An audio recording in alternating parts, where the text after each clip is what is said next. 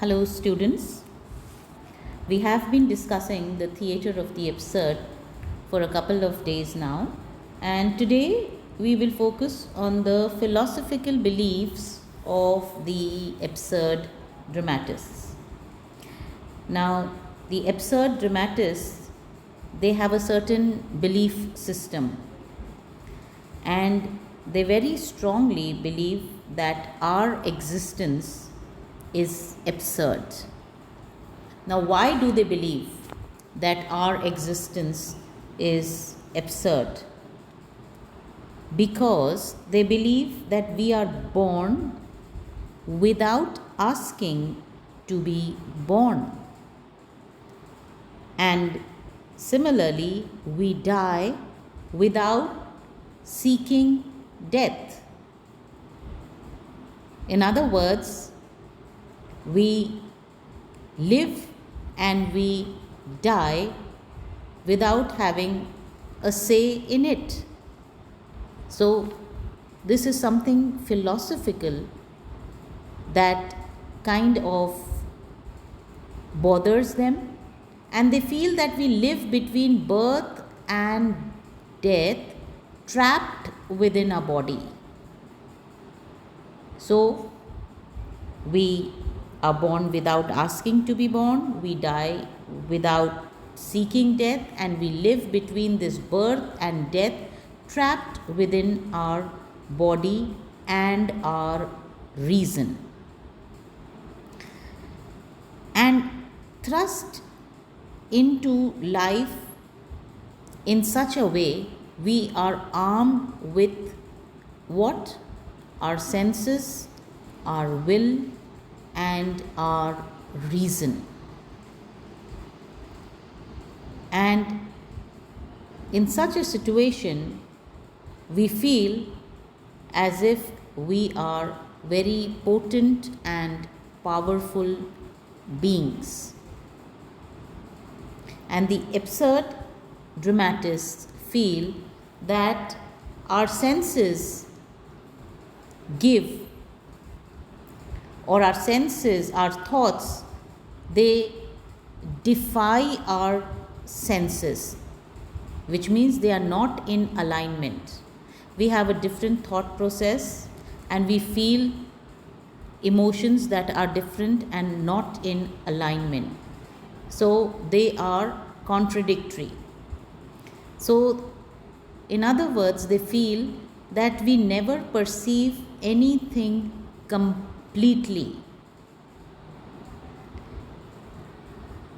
We labor or we work hard to achieve distinction, or we aim at permanence, and what do we find? We find that our assessments are incomplete and therefore never wholly effective. All of our creations, all our so called balance and order, permanence, they are all doomed to decay, as we ourselves are doomed to death. So, this is a kind of a belief system that the absurd dramatists have. This is what they believe. Nothingness is very much like a concept of infinity to them, and the theatre of the absurd deals with this kind of absurdity of life. It shows how paradoxical our situation is. Now, by paradoxical, we mean contradictory, self contradictory, opposing. And they believe that it is this complex, self defeating paradox, this check and balance of power and impotence. See the paradoxical situation: power on one hand and impotence. Impotence means without power. Similarly, knowledge and ignorance, again a contradiction. Attunement and alienation, again a contradiction.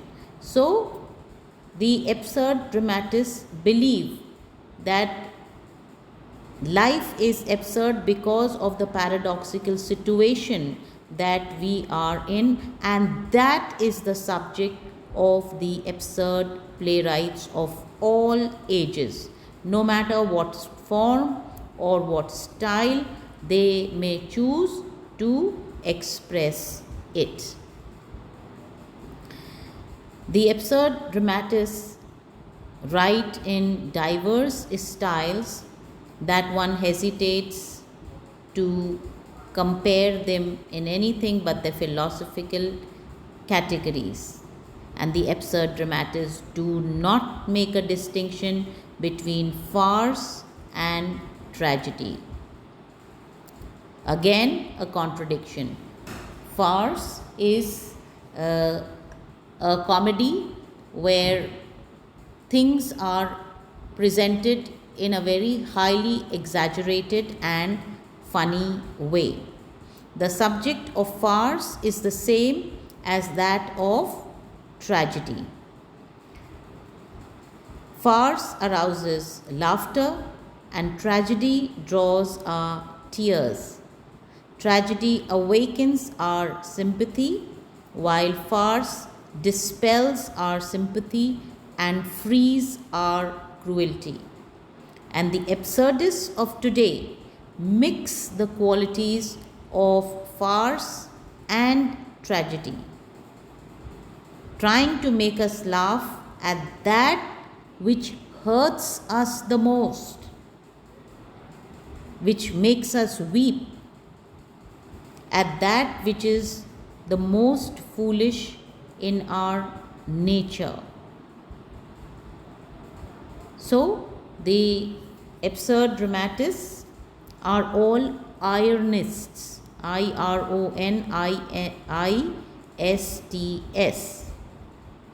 satirical. They all have a philosophical bent of mind and they place the greatest value on their thematic statements. They wish to be intellectual, ideological, objective, and cerebral, and want their audiences to accompaniment on their celebration. And they want a drama that proclaims this is not life, or that this is life itself that I have created, a man-made life. This is what they try to proclaim through their plays. This is what their beliefs are. And they have used various devices, none of which are new to the theatre. They have taken up every conceivable symbolical device employed in allegory and dramatic expressionism. Several of them have discarded psychology as a control of action. At first glance, when you read an absurd play, you will find that these plays appear to be utterly illogical until we realize that the logic of the author's thought is not directly expressed but rather symbolically stated in action. And the absurd dramatists are not at all afraid of obscurity in art, since they employ it as a direct symbol of the obscurity they find in life. Now, what do these plays seek to explore? The absurdist plays seek to explore the spiritual loneliness, complete isolation, and anxiety of the downs and outs of society, that is, the downtrodden people, and of those who are social failures and social outcasts. This is what they focus on and explore. And in this kind of play, action and speech are reduced to a minimum. That is, there is very less communication.